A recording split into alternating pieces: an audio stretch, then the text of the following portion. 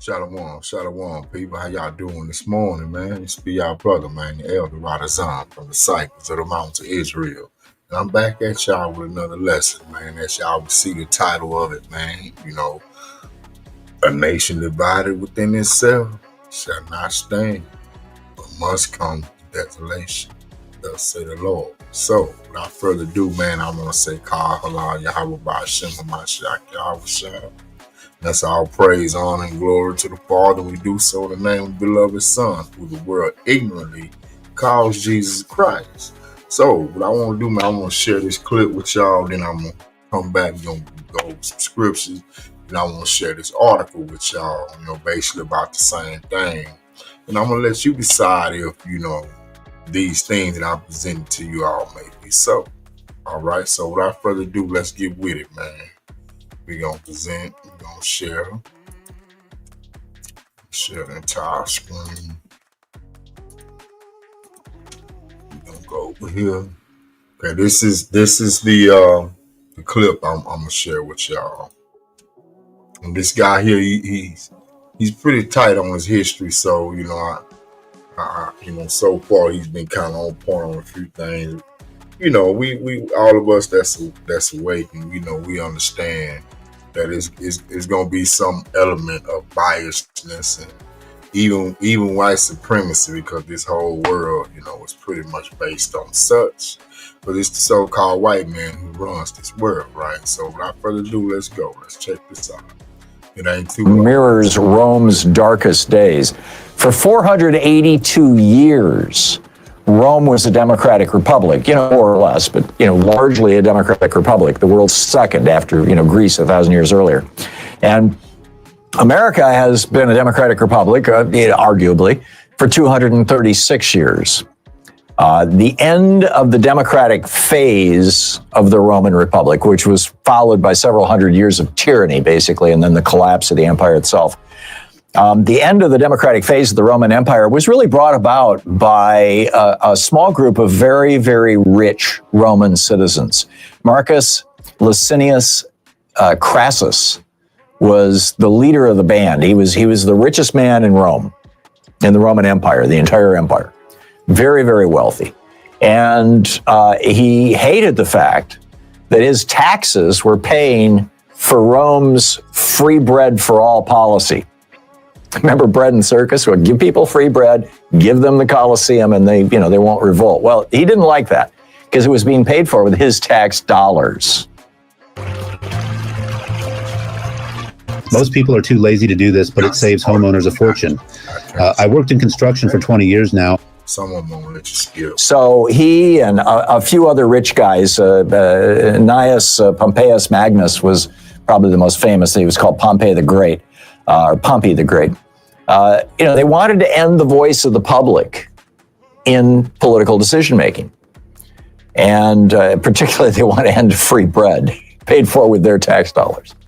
So they used their massive wealth to promote authoritarian populism and buy off legislators. It was the Senate, the Roman Senate, who'd be loyal to them. And this created a gridlock in the Roman Senate, which caused the Roman people to lose faith in their form of government. The Senate was no longer capable of getting anything done because the senators who were loyal to the billionaires, to the Roman billionaires, refused to go along with doing anything that would help the people. All they wanted to do was tax cuts for the billionaires in the Roman Senate. Now, I'm hyper-simplifying, but you can read this in multiple analyses of the rise and fall of the Roman Empire. There were three primary elements that the Roman morbidly rich used to erode the power of Rome and replace it with sycophants loyal to them. The first was a polarization and elite gridlock. They basically set society against itself, and the very, very wealthy people, prevented any forward progress in the legislative arena. The second was the erosion of democratic norms. They destroyed the idea of compromise, collegiality, working things out in the Senate, and that sort of thing. And the third was the concentration of power in the hands of a small elite who funded and thus controlled Rome's senators. It took decades, but they finally succeeded in using that lack of faith in their government, in the Roman government, to replace Roman democracy with Caesarism. Caesarism was, we want a strong man. And see, this is, this everything that he said so far, it's the same thing that this devil Trump is doing. You know what I'm saying? If you haven't read that Agenda 2025 thing, I suggest you do. I haven't read it all, but I've read enough of it to know that this country's finna fall.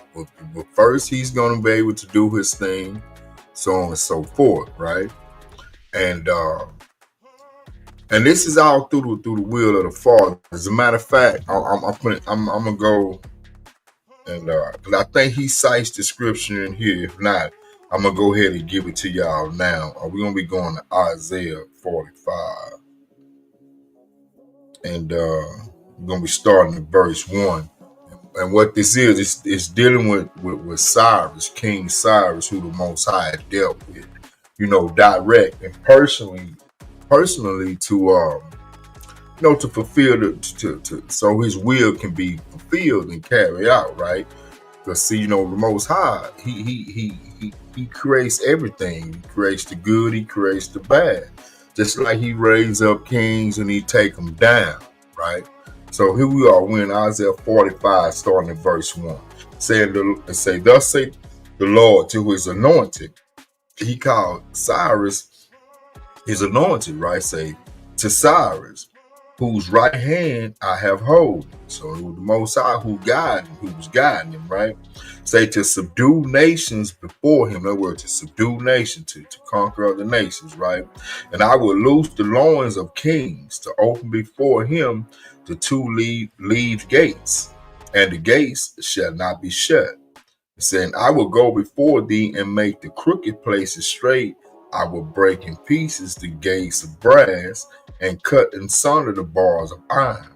And I will give thee the treasure of darkness and hidden riches of secret places, that thou mayest know that I, the Lord, which called thee by thy name, or he dealt with him direct, right? Am the God of Israel. So he let him know, even though I'm dealing with you, I'm still the God of Israel and I always will be, right? Because he go on, he said in verse 4, for Jacob, who's Israel, my servant's sake. He said, for Jacob, my servant's sake. So everything he was doing was for the sake of Israel, right?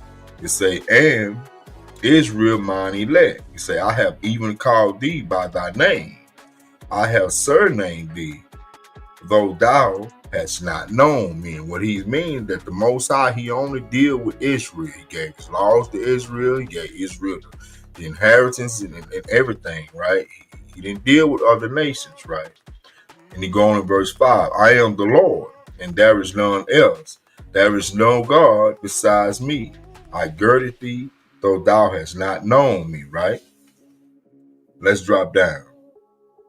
Verse 7. He said, matter of fact, we're going to read it on through. Say that they may know from the rising of the sun and from the west that there is none beside me. I am the Lord, and there is none else. Check him out. Verse 7, he say, I form the light, and I create darkness. I make peace, and I create evil. He said, I, the Lord, do all these things, right? So, it's through the will of the Father, that kings are made, and so on and so forth. Governments allowed to rise and fall because it's the will of the Father. He is the sole controller. This is his creation. Now let's get back to this. And the first Caesar to provide that was Julius. He crossed the Rubicon River and seized Rome. And then I believe it was 2 or maybe 3 leaders later, it was all gone by then. I mean, that was the end of it. And, we've seen this, we're seeing something very much like this going on in the United States. I mean, it took decades, but, Augustus Caesar finally just, put a nail in the coffin of democracy in the Roman Republic. after, in the years after Julius was assassinated. Here in America, we have a very analogous situation. I mean, it's striking. We have a small handful of very wealthy right-wing billionaires who, since the 1970s, have been funding gridlock, elite gridlock. He don't want to say who these elites are, but they your Rockefellers. You know what I'm saying? They your Rothschilds. You know what I'm saying? Your DuPonts, your Gettys, and all these other, you know what I'm saying, elite, ultra rich. You know what I'm saying? Really, these Jewish people, these are little hat boys. These are synagogue of Satan. These are who these people are, and they are the wealthiest people on the earth. You know what I'm saying? And these are the people who finance wars, who sponsor, who finance the president's, campaign and all this stuff here, right? So basically, these are the people who really controlling everything. Y'all might want to check out this book called Unseen Hand by Ralph Epperson. Using their tax dollars to attack, or excuse me, being offended by the use of their tax dollars to support the American version of free bread, which is Medicare, Medicaid, Social Security, unemployment insurance, food stamps, quality free primary education, low-cost college, things like that. And they had their first major success in the 1990s. I mean, arguably, Ronald Reagan was their first success, but the big one was in the 1990s when Newt Gingrich became Speaker of the House of Representatives, because he began doing in the House of Representatives what had really never been done, arguably since the 1850s. I think you could argue that there was an analogous period, but that led to the Civil War. But he began this whole process that was very similar to what we saw with the Roman Senate, leading in the years leading up to the rise of Julius Caesar, which was a new form of American politics based on political warfare, delegitimizing the American government and the programs of the New Deal and the Great Society, manipulation of the media, populist messaging, and using obstruction as a political strategy. Now, again, I mean, and if y'all can't say that this is not what this man is doing and what this government really has done, you know what I'm saying? Like we say, it's not something that happens overnight. It's a process of time, decades, sometimes centuries. You know what I'm saying? But the cracks are in the armor. It's there. It's because these things, causes. You know what I'm saying? The fall of nations or empires, right? So everything that the Romans did, or that caused other empires to fall, America is doing the same thing. And seeing and what a lot of people don't realize, America is Rome. Because when Rome fell, them people went, up into Europe and stuff like that, and established Britain, took over Britain, because Britain was ran by black people. Believe it or not, Europe was a black nation, a black continent. Europe comes from the name Europa, which was a black goddess, right? And but when the Romans pretty much became what we know today as Europe, and eventually America, these are the same people. All you have to do is look at the architecture. You know what I'm saying? The building structures and stuff like that in Washington, D.C. and throughout this country. It's like the Roman Empire all over again. You know what I'm saying? And if you even go back further to Mount Seir, you know what I'm saying, in Petra, Basra, you will see where the Horites and when Esau, the Edomites, they all mixed and stuff like that. They even carved these same, structures, or shall I say style of architecture, in the mountains.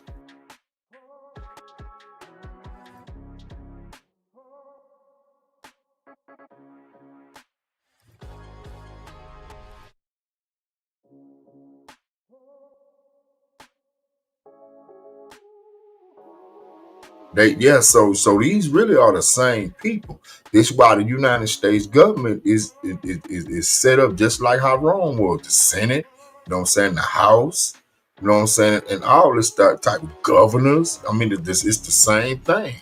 And not only that, it has the spirit of Egypt and Sodom and Gomorrah. Most High willing, we'll get to that. Let's get back to the video. And these are all things that are analogous to what was happening when basically the billionaires took over ancient Rome. Mm-hmm. And his efforts were amplified by media owned by billionaires, Fox so-called News and right-wing hate radio, always trash-talking the New Deal and the Great Society programs, calling for more tax cuts to defund the government and encouraging hatred of politicians in the political process.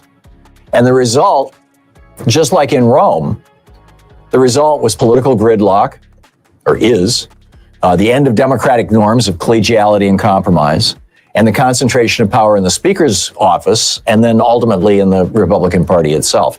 This has caused more than 75% of Americans to say that they no longer trust the American government. People have lost faith in our form of government. That this part here, you see this. It's happening right before your eyes. Seeing this is what's gonna also spill over into, what we call race wars, or what they call a civil war here, because this country is divided. Ain't no doubt about that. It's completely divided.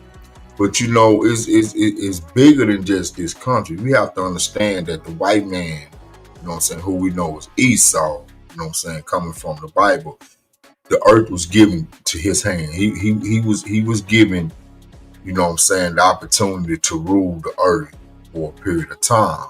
So no matter where you go on this earth, it's gonna be white men in power. So what we're having is an in-house fighting amongst these nations. Families is at odds with each other. All of them has become, destined to run this. They want to rule this. They want to be the sole, power on this earth to run this earth, right? This why they fighting, amongst each other over the land that does not even belong to them, don't have no type of spiritual or bloodline ties to the land that they're fighting over, right? So, this is what we're seeing. We're seeing a house divided. We're seeing the rulership of the white man, his kingdom falling. And we're going to see Jacob take the reins. Let's keep moving. Because these billionaires funded this rise of these right-wing obstructionists. And there's this whole movement now to have a new American Caesar. Literally, it started with a guy named Curtis Yarvin, but now Michael Anton, Charles Haywood, Kevin Roberts. There's a bunch of these guys who, sometimes explicitly calling for American Caesarism. In other words, a strongman government, sometimes implicitly calling for it. But here we are. Just like in the Roman Republic, America's morbidly rich and their business interests have funded efforts to denigrate popular government and its programs for decades, all just to serve their financial and political interests. Just like in the Roman Empire, the politicians funded by these elite right-wingers have crippled the ability of our government to meaningfully meet the need of anybody other than their patrons. Just like in the Roman government, Republic, this billionaire-funded gridlock has led our nation to widespread immiseration, homelessness, a breakdown of the social contract, accompanied by the eruption of... y'all.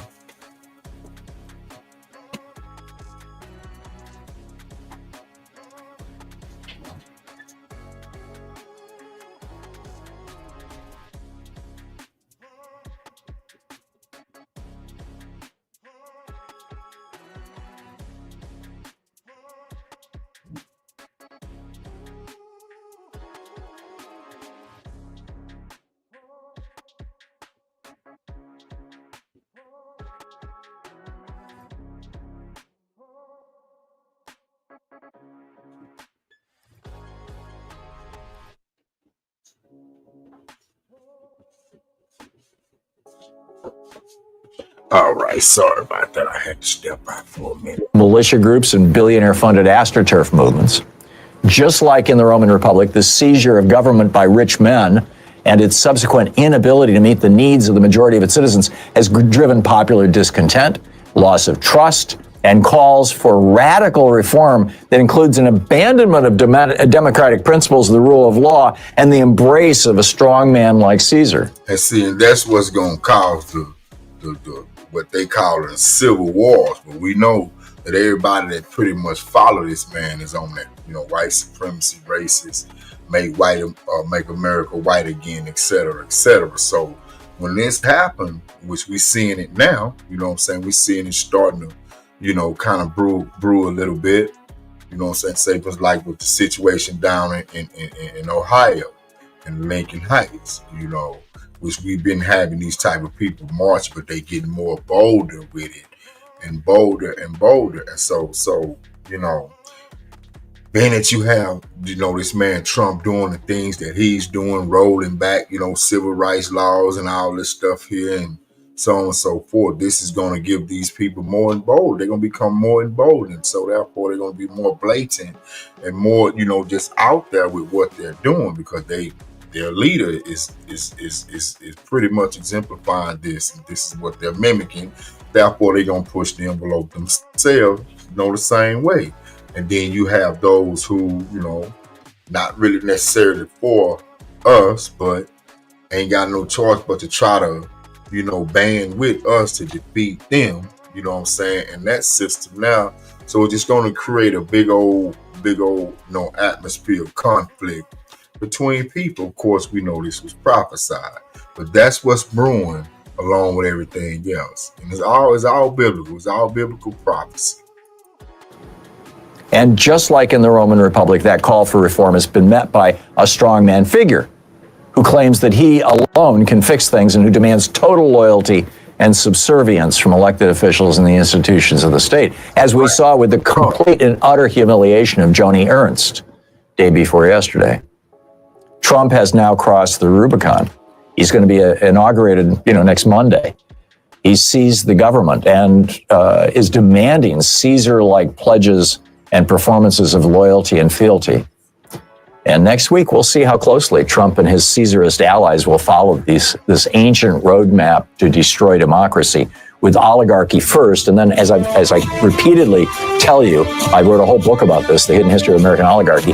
Oligarchy is a transitional form of government. It never lasts because the people get pissed off that the oligarchs are stealing everything. And so countries either flip back into democracy, as we did in the 1930s and the 1860s, or they flip into tyranny, as Russia and Hungary have done. Which way? Yeah, and you finna see that this what America fixing to do. So let's get back over here. We're gonna stop sharing.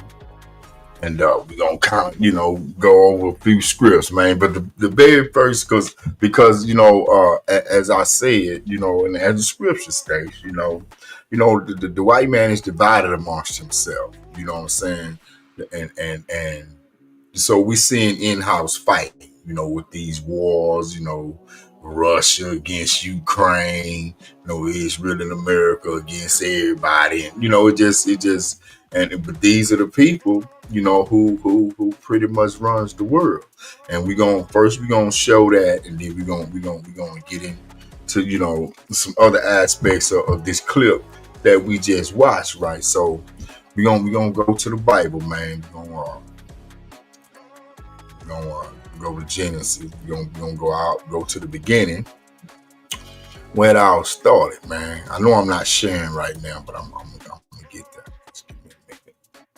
All right. So first we're gonna be going to Genesis, and we're gonna go to the birth of Esau and Jacob. Let me go and get this shared up with y'all real quick. We're gonna lead up to a point, so y'all follow me and just bear witness, man. When it's all said and done, it's gonna be a perfect painted picture. All right, so let's go over here to my Bible, and we're in Genesis chapter 25. We're gonna start at verse 23. Well, we can go up a little bit more for context. We're gonna start at verse 21, and it said, "And Isaac entreated the Lord for his wife, because she was barren. The Lord was entreated of him, and Rebekah his wife conceived," right? So, and the children struggled within her, and she said, "If it be so, why am I thus?" In other words, if this is a blessing from the Lord, why I'm hurting? Why this shit going on the inside of me, right? And he say, and she went to inquire the Lord. She went to go ask the Lord, right? And the Lord said unto her, 2 nations, not 2 boys, not 2 babies, but 2 nations. So in other words, these 2 boys are going to be progenitors of nations, right? It say 2 nations are in thy womb, and 2 manner, in other words, they're going to be different, right? 2 manner of people shall be separated from thy bowels. Now, even though they brothers coming from the same father and out of the same mother, they gonna be separated once they come out the womb. Because remember, they two nations, right? It said, and the one people shall be stronger than the other people, and the elder shall serve the younger. Okay, so it's giving you basically they want their main characteristics and what the outcome gonna be of the other. All right. So we're going to drop down. Now we just going to keep reading, right? It's saying, when her days to be delivered were fulfilled, behold, there were twins in her womb. Now they were twins, they didn't look alike. They were fraternal twins. They didn't look like, they wasn't identical twins, right? It say, and the first came out red all over like a hairy garment.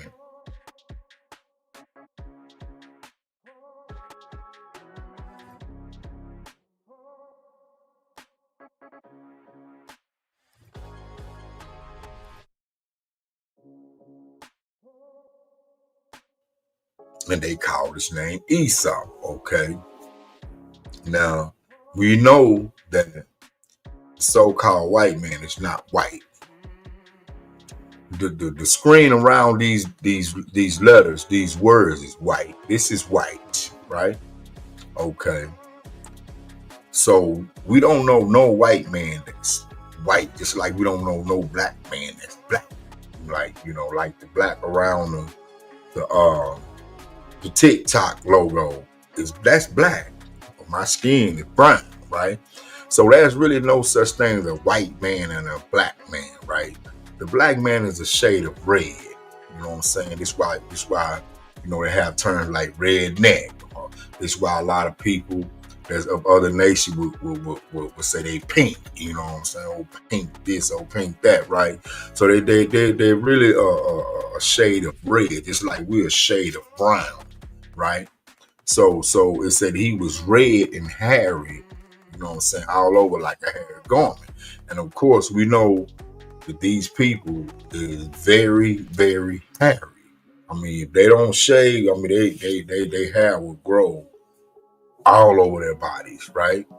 Okay, this is kind of like one of the characteristics to identify him, right? It said, and after that came his brother out, and his hand took hold of Esau's heel, and his name was called Jacob, right? And Isaac was 80 years old when she bare them, right? He was 60. Now, if you notice, they don't describe Jacob. They describe Esau, though. The reason why they describe Esau and not Jacob, because Esau didn't look like the common people. You know what I'm saying? Jacob, he was like the common people, so it was really no need to describe him, right? So let's go on. Saying I was 80 years old when she bare them, right? And the boys grew, and Esau was a cunning hunter, a man of the field, just like the white man today. He loved the mountain, he loved up in the woods hunting. And whereas, Jacob, laid back, plain man. He just want to sit back and chill. Crank his grill up, watch some sports, chill at that. He's a plain man, simple life, right? Okay. Let's say, and Jacob was a plain man, dwelling in tents. Let's hit the answer because he's going to describe what this means. Complete, mild. He was laid back. He didn't, chilling, dwelling in tents. All right. So now let's drop down. I mean, we're gonna go over. I think that's 35. We're gonna be going to Genesis. Now we finna go and get the prophecies, right, of Esau.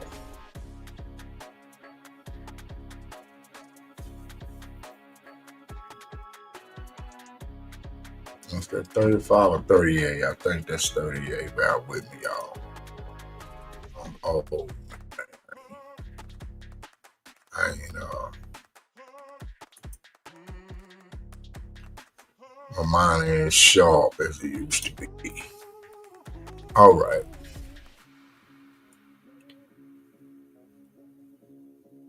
No, that wasn't.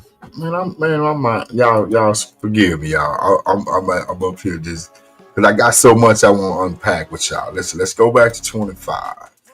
All right, 25. Right. Okay. Now in 34, this is where they do the little transaction with the birthright, right? Okay. And here, Abraham goes down to Egypt. So we're going to be in verse 28, chapter 28, right? Okay. And we're going to go down.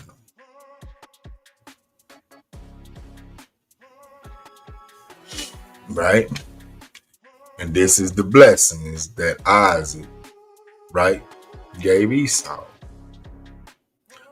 This is after Jacob and his mom dressed him up, to feel and to smell and to, appear to be Esau when he went to Isaac, because Isaac was going blind. He really couldn't see, right? Okay.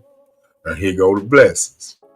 Check this out. To say, and Jacob went near unto Isaac his father, and he felt him and said, the voice is Jacob's voice, but the hands are the hands of Esau. His mom had dressed him up in some of Esau's clothes and stuff, right?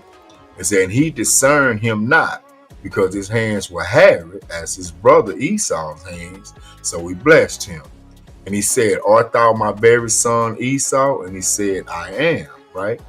And he said, bring it near to me, and I will eat of my son's venison. Remember, Esau, he hunted in the field. He was a hunter, right? He his old man liked to eat the food that he hunted, right?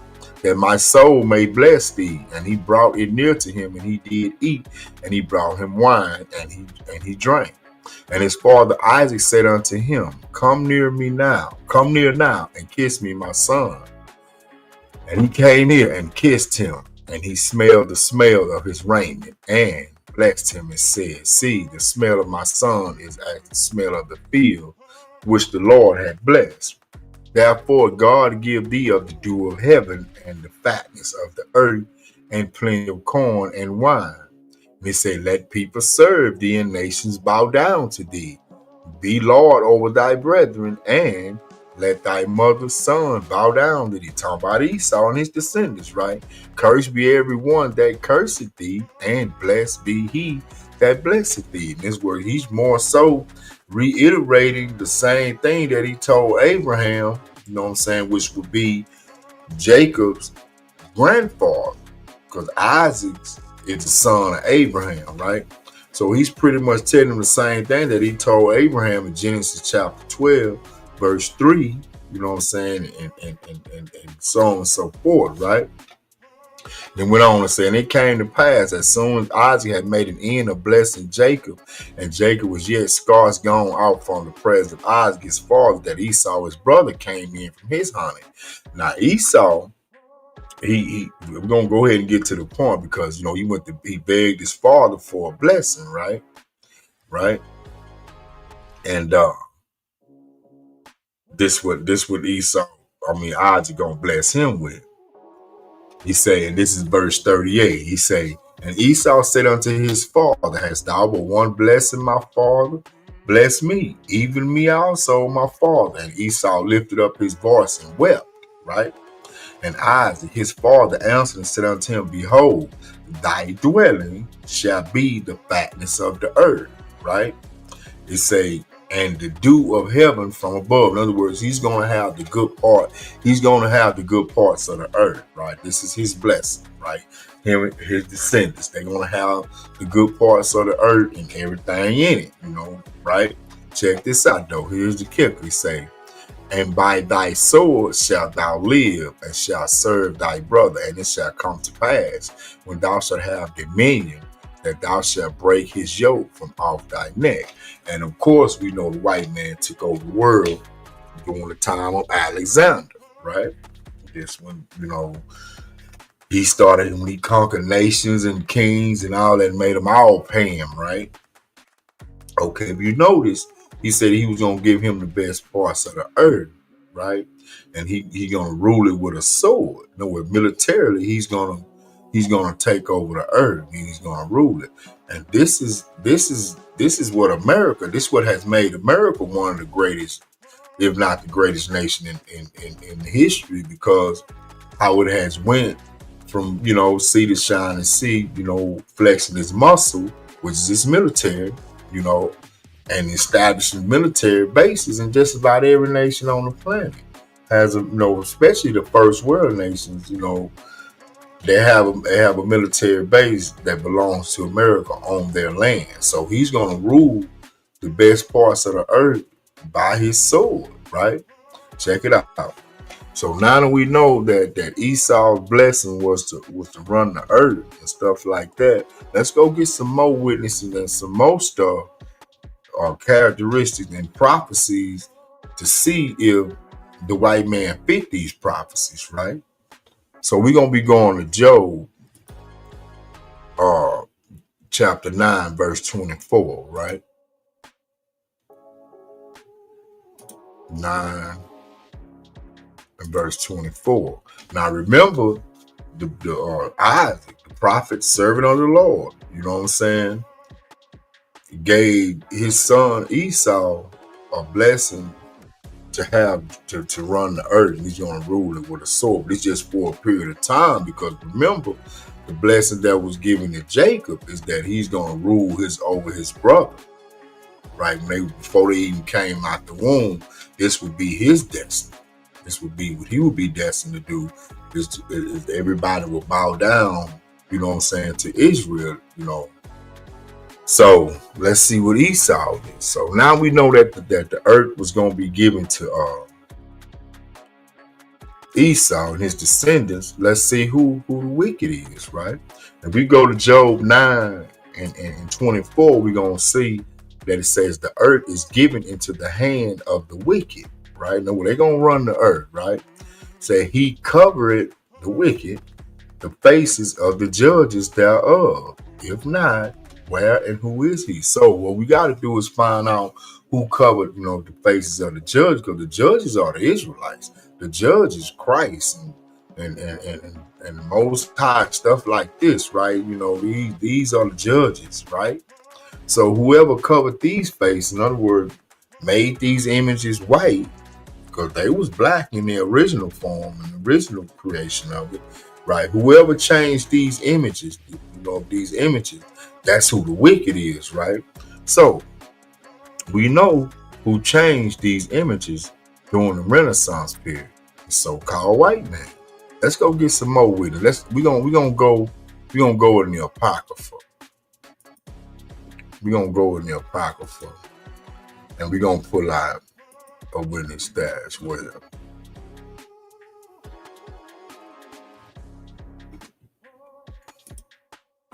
We're going to be going to First Maccabees, chapter 3, verse 48.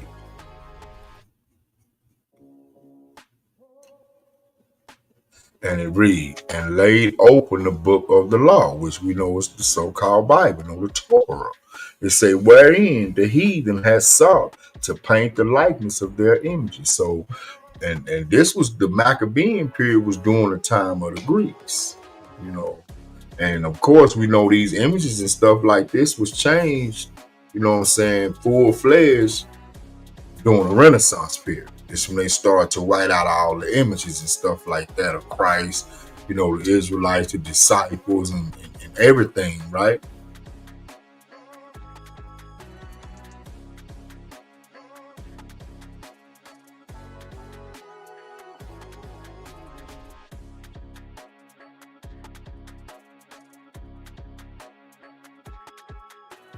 So we know now, that the wicked is the so-called white man.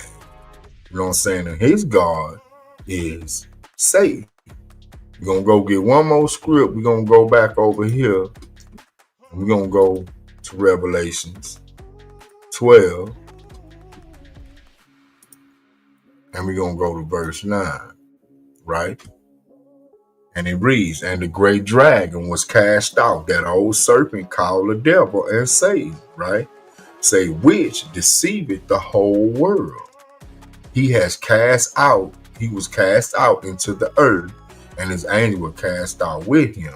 Right. So as we can see, the people that runs the world, you know what I'm saying, of course, are the minions of Satan. And of course, we know the so-called white man runs the world, right? So now that we established that, let's go see about this divided house, right? Because it's very obvious that this country is divided within itself, and very obvious that they're not on the same page internationally. Because remember, this is a whole different family fighting amongst themselves. We call white men, right? Whether they be Russian, European, Roman or what have you, is they all the so-called white men, the wicked of the earth, right? So let's go to the words of Christ. We're gonna be going to Matthew, I think that's 24, and I'm gonna say 7. Let's see. Yep, right. Actually, this is not the one I want. I'm gonna come back to that. We're going to 12. We're going to Matthew 12. And we're going to start around like verse 23. All right. And it said, and all the people were made and said, is not this the son of David? They're talking about Yahushua, right? What he calls Jesus. But when the Pharisees heard it, they said, this fellow do not cast out devils, but by Beelzebub. Let's see who Beelzebub was. Philistine deity, right? The prince of the devils. So Christ was called the prince of the devil, right? But what the response that he gave, it was so profound, you know what I'm saying, to where, the principle applied to anything and anyone that's against itself, right? And that's what he said, saying, Jesus knew their thoughts and said unto them, every kingdom divided against itself is brought to desolation, just like the Roman Empire. Didn't no outside influence bring it down. They fell from within, you know what I'm saying? And so on and so forth. So, the same thing, here with America, it's crumbling from within, right? So every kingdom divided against itself is brought to desolation. And every city or house divided against itself shall not stand. And if Satan cast out Satan, he is divided against himself. So as we see what's going on in the world, the fighting amongst these white men about who gonna run what and all that, they divided against themselves. And we know they minions of Satan. They of the synagogue of Satan, right? So Christ asked the question, how shall they stand? It's not going to stand. It's destined to fall, right? Let's move on. Now we can go to Matthew 24 and start at verse 7. Of course, Yahushua, was asked, about, the future, what was going to happen, and so on and so forth. And he told them what to look for. As we see in verse 4, he told them straight up, take heed that no man deceive you. For many shall come in my name, saying, I am Christ, and shall deceive many. It's like this man Trump, they're not saying he Christ, but he's using the Bible. He's standing on the Bible with certain things, and all this stuff. This is the deception. Of course, we know that this person don't have to come and say they are Christ. They can come and say this from Christ, or Christ said this, Christ said that. That's basically coming in the name of him. And that's how a lot of people gonna be deceived, right? And it goes on to say, ye shall hear of wars and rumors of wars. See that ye be not troubled, for all these things must come to pass, but the end is not yet. The end is not yet. We are at the end or in the end time, but it's not yet. In other words, it's not all been said and done. There's still other things that has to happen, right? Check it out.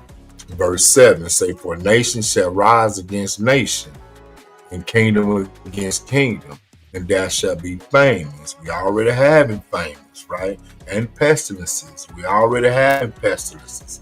And earthquakes. We already having earthquakes in diverse places, in all different various type places, man. We're having these things, right? Say, and all these are the beginning of sorrow. So let's move right along. So as we can see, we are in the beginning of sorrows, and in these beginning of sorrows, tribulation and so on and so forth, while the Lord is judging, what I'm saying, other nations, right? Okay, let's go to Zechariah 14 and 13. Let me expand this here. All right. And it say, it shall come to pass in that day, talking about them last days, the end time, that a great tumult from the Lord shall be among them, and they shall lay hold every one on the hand of his neighbor, and his hand shall rise up against the hand of his neighbor. So here we go. Right here, what the Lord is saying again in Zechariah when he's giving the future prophecy of the end time, how every brother will be again, because this is what neighbor means. It means his brother when it's coming from the Bible, not the person who lived next door to you. It means your own kind, right? And this is what we seeing. We seeing this end fighting, or this house divided, not only on a domestic level, but on an international level as well, because you don't see, what I'm saying, even though these heathens going to be involved as well, but you don't see Africans over there trying to take over the world. You don't see other nations such as, Chinese and Japanese. Well, now I take that back, because they ride, what I'm saying, with anybody that's over so-called communist socialist type ideology or political agenda. They're going to all band together.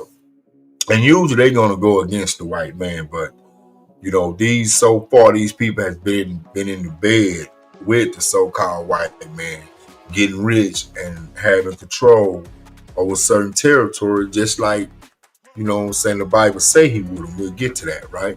But here it is saying, and this is Zechariah 14 and 13. And it shall come to pass in that day that a great tumult from the Lord shall be among them, and they shall lay hold every one on the hand of his neighbor, and his hand shall rise up against the hand of his neighbor. Moving right along. Let's go to Haggai chapter 2. Let's stretch this out.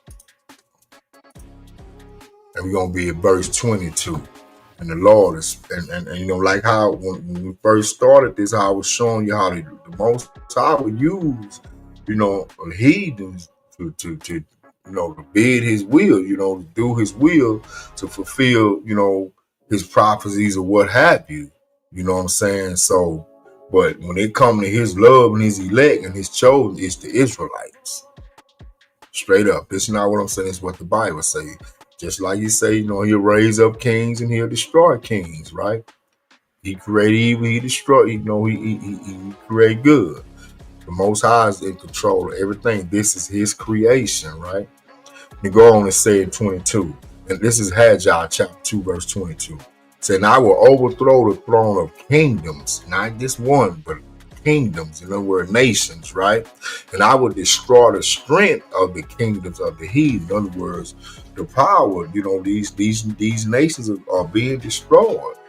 Some of them we can't see their destruction right now, because it don't all happen at once. It goes over a process of time. Some of these nations will even come into power and rise up only to be destroyed, right? And I'm gonna show y'all that too. All right, so and I will overthrow the throne of kingdoms, and I will destroy the strength of the kingdoms of the heathen. And I will overthrow the chariots and those that ride in them, and the horses and their riders shall come down, every one by the sword of his brother. Right, so in this biblical sense, these things, the chariots and stuff like that, this is these people's military personnel, their military equipment and weaponry and stuff like that, right? This is what this stuff here represents. Because remember, this is a future time prophecy, something that's going to happen in the end days, right? So let's move right along, man. This time we're going to be going to Isaiah 19:2, right? I'm going to stretch it out. And then read this. Now, this is what I was telling y'all about, how this is for end time prophecy. This is future. This stuff is future references, because we in the book of Isaiah, and it's still talking about Egypt has not been to rise since its destruction, when the Most High was bringing our people out of Egypt during the time of Moses. So this is talking about a place with the spirit of Egypt that's like unto Egypt, right? And this is Isaiah 19, chapter 19, verse 1. Say, the burden of Egypt, behold, the Lord rideth upon a swift cloud, and shall come into Egypt, and the idols of Egypt shall be moved at his presence, and the heart of Egypt shall melt in the midst of it. Saying, I will set the Egyptians against the Egyptians. Right? And saying, they shall fight everyone against his brother, and everyone against his neighbor, city against city, and kingdom against kingdom. Verse 3 say, and the spirit of Egypt shall fail in the midst thereof, and I will destroy the counsel thereof, and they shall seek to the idols, and to the charmers, and to them that have familiar spirit, and to the wizards. In other words, they these people don't believe in the Lord. They believe in they scientists and they Elon Musk's and they people like this. This who they gonna, which are idols, and this is who they gonna seek for their salvation, man. But it's not happening. It's not happening. Let's go get a bonus script, because this what I'm gonna show you is not in the queue, right? And we're gonna show y'all what the spiritual Egypt is, right? All right. And we in Revelation chapter 11, we're going to start at verse 8. It says, and their dead bodies shall lie in the street of the great city, which spiritually is called Sodom and Egypt, where also our Lord was crucified. Okay, now let me break this down to y'all. Okay, their dead bodies are talking about the Israelites, so-called blacks. You know what I'm saying? Similar in, Mexican here in America, right? And of course, this place has the spirit of Sodom, because the LGBT thing, this stuff here was, protected, you know what I'm saying, with laws and stuff like that, and different legalities and all that, I mean, it was the norm. This is what it is. This is what it was in this nation. The only nation where you can go, people of the same sex can get married and stuff. Now they, got it where they having kids and all this stuff here, right? So this is, and we know what was going on in Sodom. So this is that spirit, which is spiritually called Sodom. And of course, the slavery, of the Israelites, and some of the principles and ideologies of Egypt is here. All you gotta do is take a dollar bill and look at it. You got nothing but Egyptian symbols on it.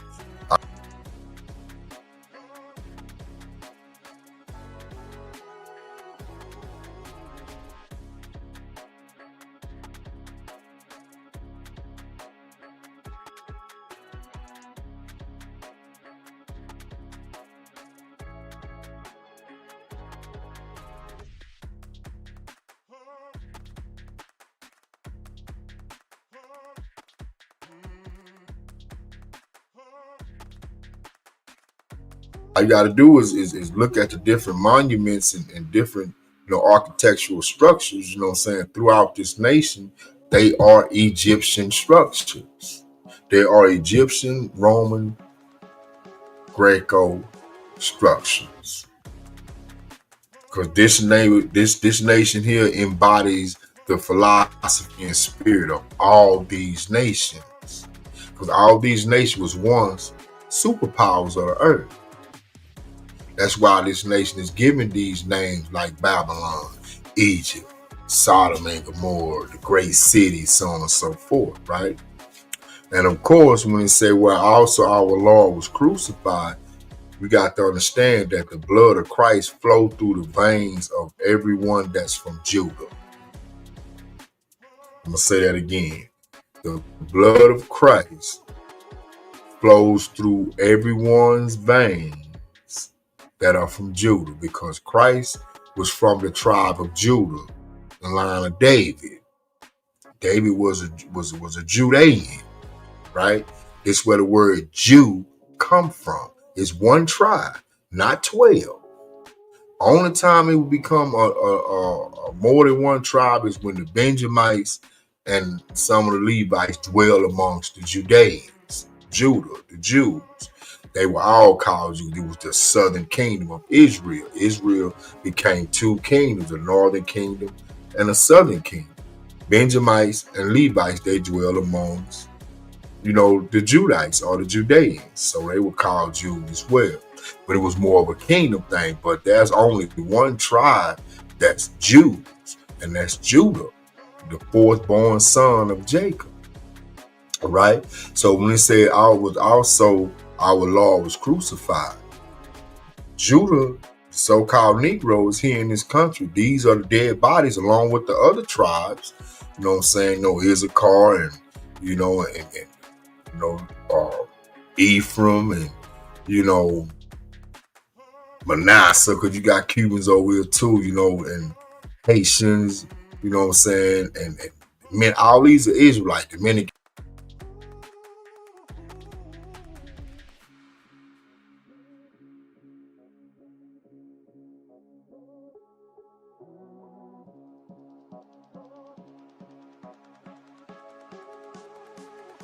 They Israelites, the original people, not the ones who are Spaniards, right? Call themselves these type of people. But these are the Israelites. But for the most part, the Judites, their dead bodies lie in the street of the great city of America, which is spiritually called Sodom and Egypt. Like I said, if you just look at the back of the dollar bill, you're going to see Egyptian symbols. If you in any one of the states of America that got these different monuments and stuff like that, just go outside and look at the monument. You're going to see what these are Egyptian structures. What does Egyptian or anything Egypt has to do with America if America is not considered spiritual Egypt? What do these Egyptian symbols have to do with America? Then not only that, even more so importantly, why is these symbols on the American currency? Because it's spiritually Egypt, right? So let's move back. Let's go back. I just wanted to show y'all that where a person won't try to say, oh man, you put a script on, and all that, right? So we're gonna go to 2 Chronicles. Let me stretch this out. And this is the Most High, letting his people know of the destruction and so on and so forth and what they should do and so on, right? And this is 2 Chronicles chapter 15. We're going to start at verse 1. Saying, the Spirit of God came upon Azariah, the son of Oded. And he went out to meet Asa and said unto him, hear ye me, Asa, and all Judah and Benjamin. See, like they go Benjamin residing with Judah, right? Say, the Lord is with you. The Lord is with us. Those of us who have repented and turned back to his laws, commandments, and statutes, and have faith and believe in the King, right? It goes on to say, and if ye see him, he will be found of you. But if ye forsake him, he will forsake you, right?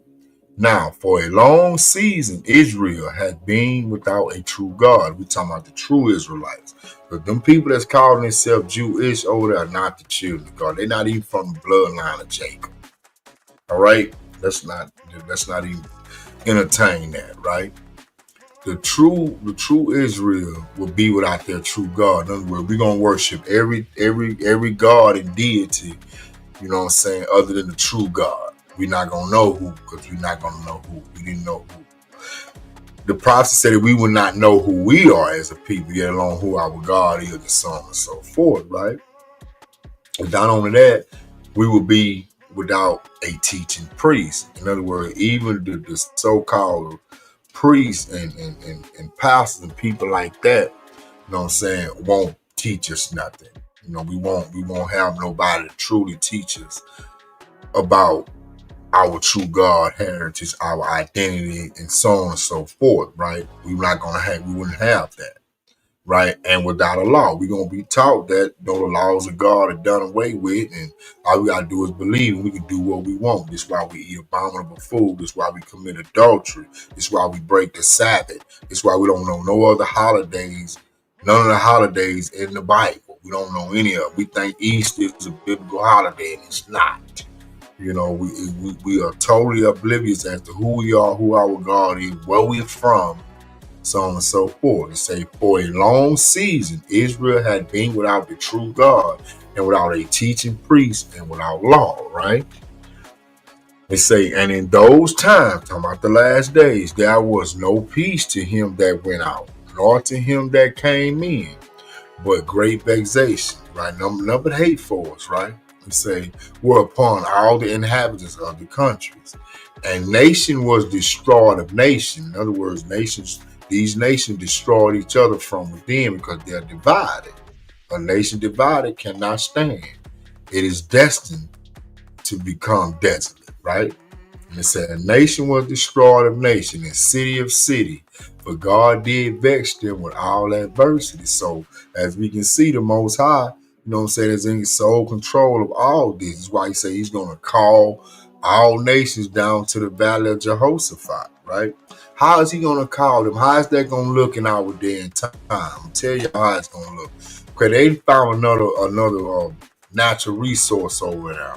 It's probably the richest that they didn't found.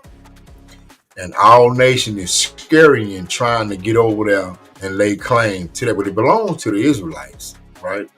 And trying to lay claim to that natural resource. But with that natural resource right there, that's going to make whoever the richest, the wealthiest, and the most powerful on earth. But of course, those resources ain't going to be tapped into until Yahweh shall return when we come back into rulership.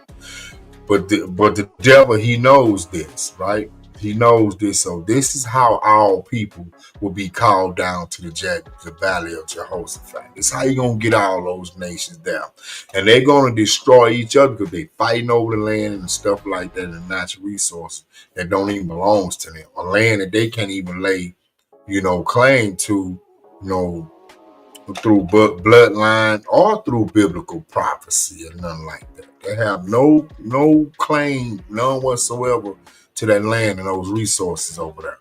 So it's through this, that's how it's going to look. It's going to look like everybody is going over there, fighting over the resources, which that's what it's going to be. But this is how the Most High going to get them all over there where they can destroy each other, right? Let's read this again. And in those times, there was no peace to him that went out, nor to him that came in, but great vexation were upon all the inhabitants of the countries. And nation was destroyed of nation, and city of city, for God did vex them with all adversity. And he's telling us to be ye strong, therefore let not your hands be weak, for your work shall be rewarded. So those of us who continue to turn to the Lord, you know what I'm saying, we're going to be rewarded. And that reward is going to be eternal rulership with Christ, right? So let's move on. Let's go to Revelation. We're going to go on to Revelation 18. So like not 8, but 18. We're on Revelation 18, when we start at verse 2. Well, actually at verse 1. So after these things, I saw another angel come down from heaven having great power, and the earth was lightened with his glory. And he cried mightily with a strong voice, saying, Babylon the great is fallen. The reason why I say that twice is because it's letting you know that it's inevitable. This boy gonna fall. This boy's falling, and it ain't getting back up this time around, right? It says, and is become the habitation of devils and the hold of every foul spirit, right? And a cage of every unclean and hateful bird, right? Say, for all nations have drunk of the wine of her fornication, and the king of the earth hath committed fornication with her, and the merchants of the earth are waxed rich through the abundance of her delicacies that she got off the backs of the Israelites, right? Enslaved. And in verse 4, it said, and I heard another voice from heaven saying, come out of her, my people, and who are God's people, the Israelites, that ye be not partakers of her sin, right? And that ye receive not of her plague. So in order for us to not, be hit with what's destined to happen to this nation, we got to turn to the Lord. We got to repent. We got to stop eating abominable food, shrimp, crab, lobster, pork, coons, chitlins, some rabbits and snakes and all this old shit. This is not for us to eat, man. The Most High said what we allowed to eat in Leviticus chapter 11, right? You know what I'm saying? We gotta stop celebrating these wicked holidays, which are satanic and pagan in origin. They have nothing to do with the Bible. We have to stop celebrating these holidays. I'm showing you how you come out of her spiritually, because that's what this is talking about. Because it's going to be a physical exodus, and this is going to be done, by the Most High and the King, right? But I'm showing you how to spiritually come out of this place, right? We have to stop eating abominable food. Stop celebrating these wicked holidays. They're not holy. Thanksgiving, Christmas, New Year's, and all these, Halloween, and all these different holidays that are not holy, that the Catholic Church to trick y'all into believe are biblical holidays, and they're not, right? We got to eat clean food. We got to start observing the Sabbath. The Sabbath is from sunset Friday to sunset Saturday. That is the Sabbath. This is what Constantine changed it from to Sunday, from Saturday to Sunday. You can go look this up. Right? Okay. And believe in Hamashiach and understand that we have to keep the laws of God in order to enter into the kingdom of heaven.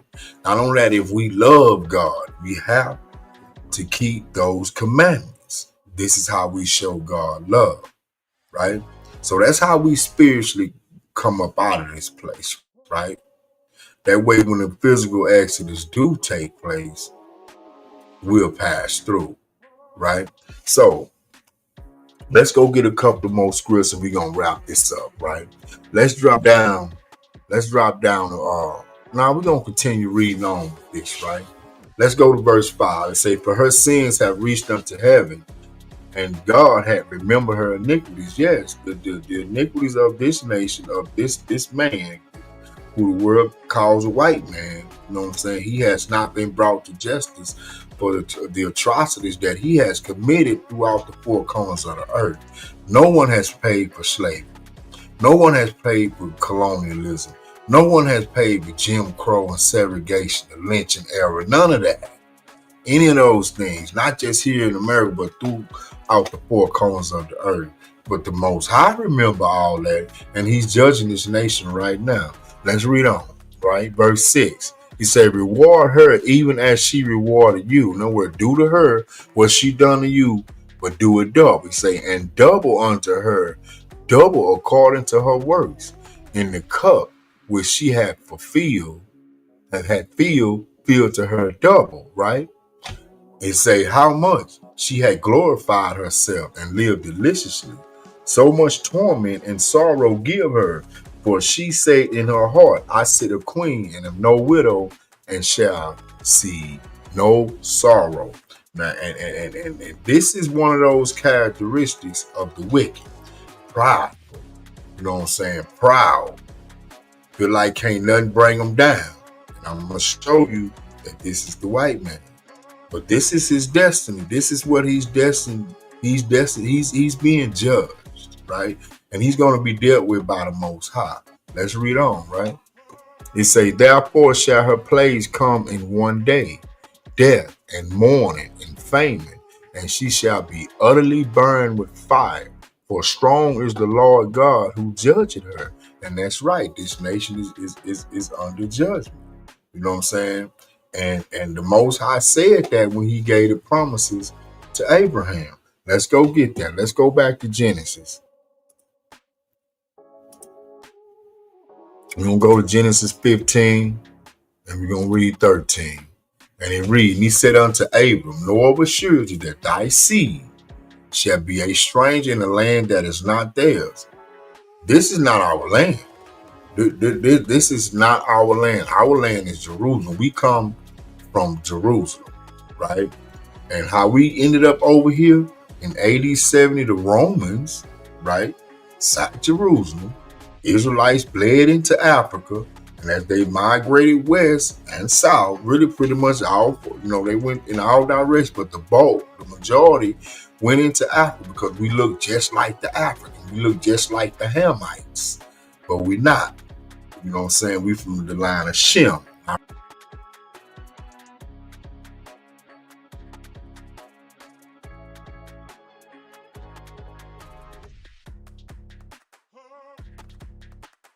From the line of Ham, right? Ran into Africa. And the Hamites, they didn't like us. These were the people who were selling us to the white man. You know what I'm saying? Once we got into Africa and started to migrate it further west and eventually settled in the west.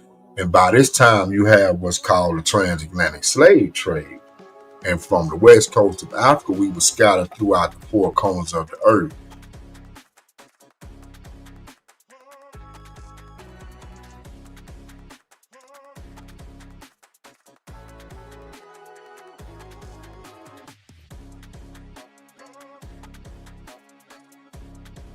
This is how we ended up over here. So those people who were brought over here as slaves that we descend from were Israelites, were Jews, right? So that makes us Jews. That makes us Israelites. It ain't nowhere around it. Then when you look at the curses of Deuteronomy chapter 28 from 16 to 68, don't no other nation fit these curses but the so-called black, Mexican, you know what I'm saying, and Native Seminole Indian, right? Over here in the Western Hemisphere of the earth, right?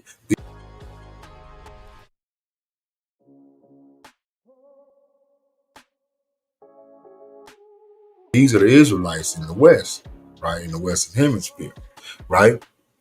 It goes on to say, and to say, shall be a stranger in a land that is not theirs, and shall serve them.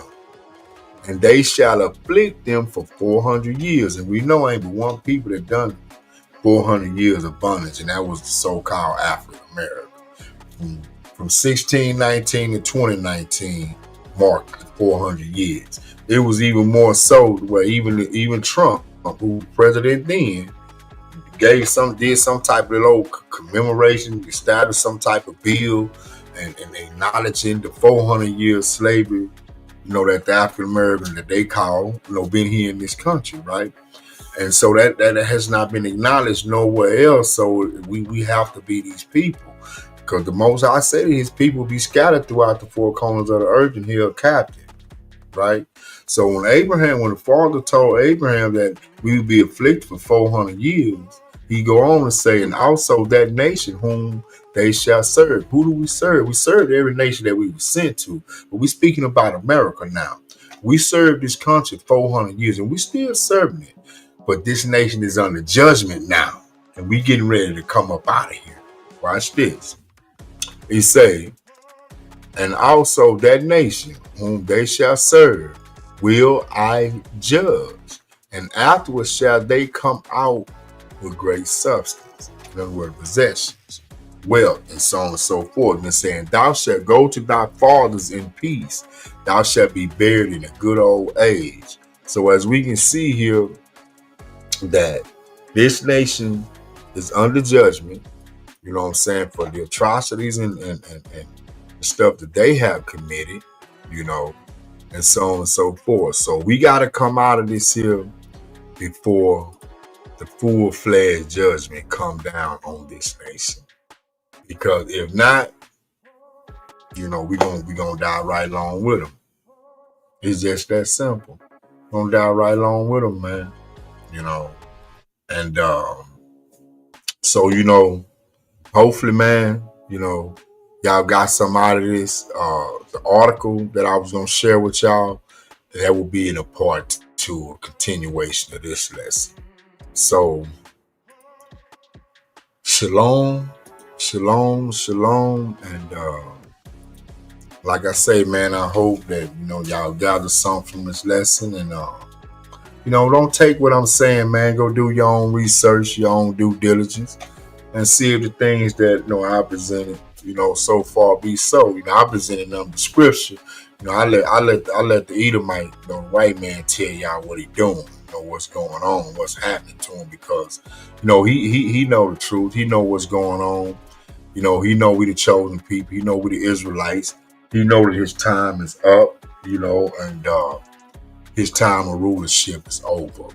You know, and that's what the whole, you know, symbolism behind Jacob holding on to the heel of Esau, you know, and that's, as a matter of fact, I'm gonna give y'all that scripture, man. I'm not gonna share it up, but I'm gonna go get that scripture for y'all, so y'all to know that when you read in Genesis the 25th chapter, and it's talking about Esau or Jacob holding on to the heel of Esau, you'll know what that represents, because the prophecies surrounding those two boys in those passages that I brought out earlier are end time prophecies.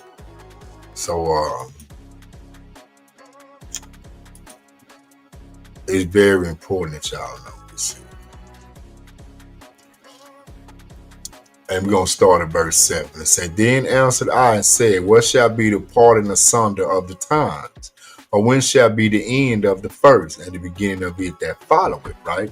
So we know that this first world, this Esau world is over, right? So, and he said unto me, from Abraham unto Isaac, when Jacob and Esau were born of him, Jacob's hand held first the heel of Esau. For Esau is the end of the world, this world we're living in, and Jacob is the beginning of it that follow it. So, as we can see, man, white man rule is over. It's over, man. It is over. This world will never go back, especially this country, to the way that we know it. With that, I'm going to say